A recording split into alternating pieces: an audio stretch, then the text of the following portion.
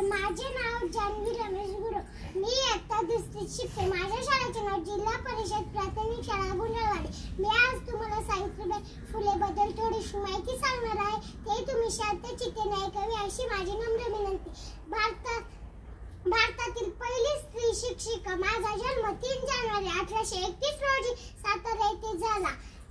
संपूर्ण भारतभर माझा जन्म बालिका दिन म्हणून साजरा केला जातो. मी आणि ज्योतिबांनी पुण्यात पहिली शाळा सुरू केली. त्यावेळी मुलींना शिकवायला कोणीच तयार नव्हते. मी तरी कुठे शिकलेली होते पण ज्योतिबांनी मला लिहायला वाचायला शिकवले. मग मी मुलींना शिकवले.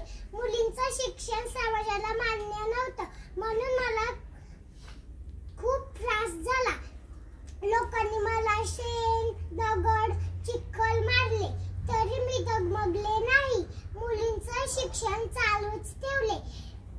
मी आणि ज्योतिबांनी लावलेल्या रोपट्यांचा आज वटवृक्ष झालेला आहे. म्हणून मी तुमचं कौतुक करायला आलेले आहे.